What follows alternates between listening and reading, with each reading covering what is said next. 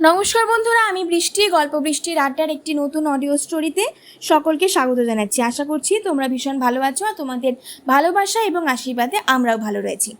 আজকের গল্পের নাম হচ্ছে তারানাথ ও কালা জাদুর কোপ, পর্ব 1। তাহলে চলো শুরু করা যাক।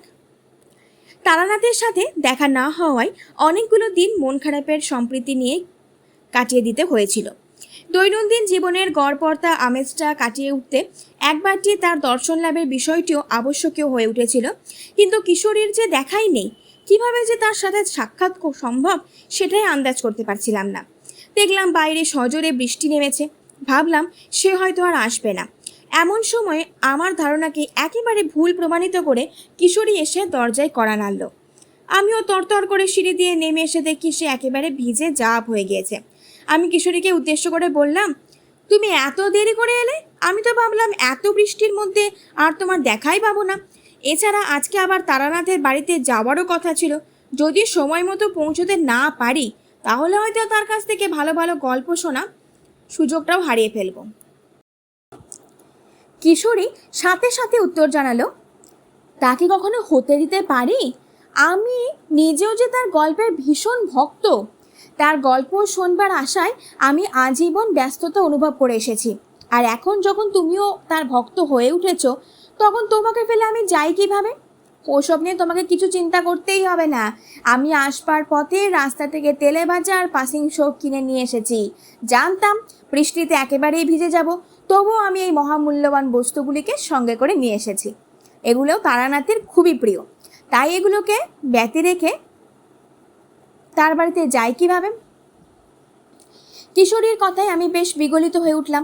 এরপরে কিশোরীকে উদ্দেশ্য করে বললাম, তাহলে বৃষ্টিটা ছ্যাঁক দেওয়ার অপেক্ষা মাত্র। বৃষ্টিটা সামান্য ছ্যাঁক দিলেই আমাদের বেরিয়ে পড়তে হবে। যদিও মটলেনের দূরত্ব খুব একটা বেশি নয়, তবুও নির্দিষ্ট সময়ের মধ্যে বেরোলে পৌঁছতে খুব একটা বিলম্ব হবে না। কথার জালে জড়িয়ে সময়টা কেটে যেতে শুরু করলো। নিজেদের মধ্যে আলাপ আলোচনা করতে করতে কখন যে বৃষ্টিটা সামান্য ছ্যাঁক করে দিয়েছে বুঝতেই পারলাম না। দেখলাম বিকেল গড়িয়ে সন্ধে হতে চলেছে। আমি কিশোরীকে উদ্দেশ্য করে বললাম, চলো তাহলে এবার বেরিয়ে পড়া যাক। সেটাই বরং ভালো হবে, নাহলে ওদিকে যে আরও দেরি হয়ে যাবে। আমি আর কিশোরী তারানাথের বাড়ির উদ্দেশ্যে বেরিয়ে পড়লাম। রাস্তা ধরে হেঁটে এসে কিছুক্ষণের মধ্যেই তারানাথের বাড়ির সামনে এসে উপস্থিত হলাম। দেখলাম বৃষ্টির কারণে বাড়ির সামনেটা একেবারে জল জমে গিয়েছে। এছাড়া কলকাতার রাস্তাঘাট নিচু হওয়ায় নর্দমার জলও রাস্তার ওপরে এসে উপচে পড়েছে। সেই নোংরা জল পেরিয়ে কোনো রকমে তারানাথের বাড়ির গেটের কাছে পৌঁছতেই দেখলাম গেটটা সামান্য ভেজানো রয়েছে। বুঝলাম ভেতরে তালা দেওয়া নেই। ভিতরে ঘর থেকে ফিসফিস শব্দ শুনে বুঝলাম কেউ তারানাথের কাছে হাত দেখানোর জন্য এসেছেন। আমরা বাইরে দাঁড়িয়ে রয়েছি। এমন সময়ে চারি দরজার সামনে এসে উপস্থিত হলো। এরপরে আমাদেরকে উদ্দেশ্য করে বলল, এ কি কাকা বাবু, আপনারা কখন এলেন? আর এখানে কতক্ষণ এভাবে দাঁড়িয়ে রয়েছেন? মনে হয় আপনাদের অনেকক্ষণ দাঁড়িয়ে থাকতে হচ্ছে বাইরে। আর চারিদিকে তাকিয়ে বললাম আমি, আরে না না, তেমন কিছু না। আমি আর কিশোরী এই মাত্রই এসেছি। আসলে তোমাদের এই দিকটায় বড্ড জল জমে যায়, সেই জল পেরিয়ে এদিকে আসার কাজ বেশ কঠিন। তবুও এই গল্প শোনার ঝোঁকটাকে কি করে দূরে সরিয়ে রাখতে পারি বলো তো? তা উনি মানে তোমার বাবা কি এখনো কাজে ব্যস্ত? এমনিতেই এত দেরি করে ফেলেছি, জানি না আজ কপালে গল্প শোনা আছে কি না। চারি আমাদেরকে ভিতরে আসতে বলল। এরপরে আমাদের হাত থেকে তেলে ভাজার প্যাকেটটি হাতে নিয়ে বলল, আপনারা ভেতরে আসুন, ঘরের দিকে এগিয়ে যান। ওই লোকটি অনেকক্ষণ ধরেই বাবার সাথে কোনো একটা জরুরি বিষয় নিয়ে আলোচনা করে যাচ্ছেন। আশা করি কিছুক্ষণের মধ্যে ওনাদের আলাপচারিতা একেবারে শেষ হয়ে যাবে। এমনিতেই তা একেবারে শেষের দিকেই রয়েছে। এরপরে আপনারা বাবার সাথে কথা বলতে পারবেন, মানে অন্তত কথা বলবার সুযোগ খুঁজতে হবে না আপনাদেরকে। আমি বরং আপনাদের জন্যে মুড়ি মাখার ব্যবস্থা করি, খাবেন তো? চারির কথায় না করতে পারলাম না। আর তার হাতের মুড়ি মাখা ছিল একেবারে অমৃতের সমান। তাকে উদ্দেশ্য করে বললাম, এ বাবা, তার বলতে, তুমি যখনই বলবে আমরা তখনই রাজি, কোনো রকমের অসুবিধে নেই। বাইরে যা আবহাওয়ার অবস্থা দেখছি, তাতে করে মনে হয় আবারও মুষলধারে বৃষ্টি নামবে। আমার কথাটি শেষ হতে না হতে বাইরে সজোরে মেঘ গর্জন করে উঠল। এরপরে বৃষ্টি নামলো। আমার কথা যে এত তাড়াতাড়ি ফলে যেতে পারে সেটা ভেবেই আমি অবাক হয়ে গেলাম। এরপরে কিশোরী আমাকে উদ্দেশ্য করে বলল, এখানে দাঁড়িয়ে থেকে কি সময়টা অতিবাহিত করে দেবে নাকি? দরজা দিয়ে ঘরের ভিতরেও প্রবেশ করবে তো? আমাদের দুজনে কথোপকথন শেষ হতে না হতেই দেখলাম তারানাথ গম্ভীর কণ্ঠে বলে উঠলেন, বাপ রে, তোমরা দুটিতে যে এই ঝড়ের মধ্যেও এসে পড়বে এটা তো ভাবতেই পারিনি। গল্প শুনবার ঝোঁকটা সত্যিই বড্ড বেড়েছে তোমাদের। সে একদিকে বরং ভালোই করেছো। তোমাদের গল্প শুনতে যেমন ভালো লাগে, আমার তেমনই আবার গল্প বলতেও ভালো লাগে। এই দুইয়ের মেলবন্ধন বড়ই বিচিত্র। এরপরেই দেখলাম তিনি সামনে বসে থাকা ওই লোকটিকে উদ্দেশ্য করে বললেন, বেশ, আজকের মতন তাহলে এইটুকুই থাক। আগামীকাল আবার বিকালের দিকে আসুন, তখন না হয় এর একটা উপযুক্ত টোটকা বলে দেব। তবে এসবের থেকে একটু দূরে থাকবার চেষ্টা করবেন। কালা জাদু কোনোদিনও কারোর ভালো করতে পারে না, এটি ক্রমে মানুষের চরম ক্ষতি নিয়ে আসে। আমার কথায় যদি আপনার এতটুকু বিশ্বাস থেকে থাকে তাহলে এসবের থেকে দূরে থাকবেন। আজকে আমার দুই পরম প্রিয় মানুষ এসেছে, তাদের সাথে কিছুটা আলাপচারিতা করতে ইচ্ছুক। আজ আপনি আসুন। দেখলাম ওই লোকটি তারানাথকে নমস্কার জানিয়ে ঘর থেকে বেরিয়ে গেলেন। এরপরে তারানাথ আমাকে উদ্দেশ্য করে বললেন, কি বিভূতি, কেমন আছো? সেই যে গত সপ্তাহে গল্প শুনে ভয় পেতে পেতে এখান থেকে পলায়ন করলে, তারপরে আর তোমাদের খোঁজও পেলাম না। এক সপ্তাহ বাদে দেখেও মনে হচ্ছে যেন প্রায় কয়েক যুগ বাদে তুমি এখানে এসেছো।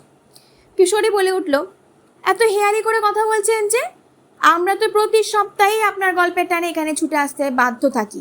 তাহলে এটাও কি আপনার কাছে বিরক্তিকর বিষয় নাকি? এটার দ্বারা আপনিও প্রভাবিত অনুভব করেন? দেখলাম তারানাথ কিশোরীর দিকে তাকিয়ে হাসছেন। এরপরে কিশোরী ওই হাসির রহস্য খুঁজে বার করতে পেরে পাসিং শোয়ের প্যাকেটখানা তারানাথের দিকে এগিয়ে দিয়ে বলল, বুঝেছি, আপনার যত রকমের মশকরা তো সবই আমাদেরকে নিয়েই।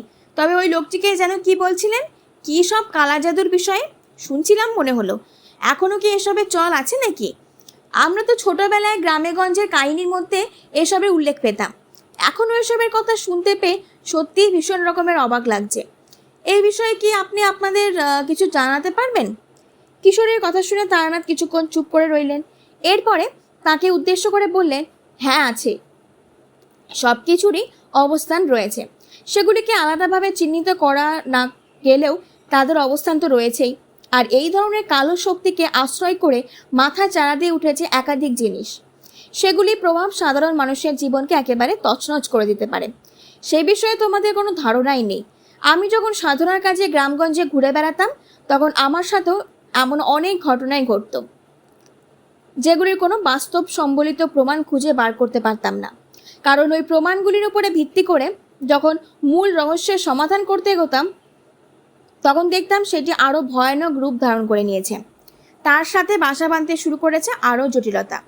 এভাবেই একের পর এক অজ্ঞাত পরিচয় শক্তির সাথে পরিচিত হতে হতে আমি এমন এক জায়গায় উপস্থিত হতাম যেটি আমার কাছে এক নতুন আবিষ্কারের মতোই প্রতীয়মান হয়ে থেকে যেত। এভাবেই একের পর এক নতুন নতুন জ্ঞান আহরণ করতে পেরেছি। এভাবেই লড়াইয়ের মধ্যে দিয়ে নানান প্রকারের শক্তির মোকাবিলা করতে শিখেছি। আবার সেই শক্তিগুলিকে একত্রিত করেই লড়াইয়ের ক্ষমতাও অর্জন করেছি।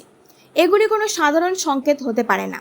আমরা এতক্ষণ ধরে তারানাথের কথাগুলিকে মনোযোগ সহকারে শুনছিলাম। এরপরে তারানাথকে উদ্দেশ্য করে আমরা বললাম, কি বললো বলো তো? সব কি তোমরা এই প্রথম পর্বেই শুনে নেবে? না, তা তো হচ্ছে না। তোমাদের মধ্যে তো আরও উত্তেজনাটা বাড়াতে হবে। তার জন্য তো একটু অপেক্ষা করতেই হবে। উত্তেজনাটাকে সংবরণ করে একটু অপেক্ষা করো, সময় নাও। খুব শিগগিরই আমি পর্ব 2 নিয়ে হাজির হয়ে যাব। আর চটপট চ্যানেলটাকে সাবস্ক্রাইব করে দিও। শুধু গল্পটা শুনে নিয়ে চলে যেও না আবার। হ্যাঁ, একটা লাইক করো, কমেন্ট করো। আর তুমি গল্প শুনে যতটা আনন্দিত পাচ্ছ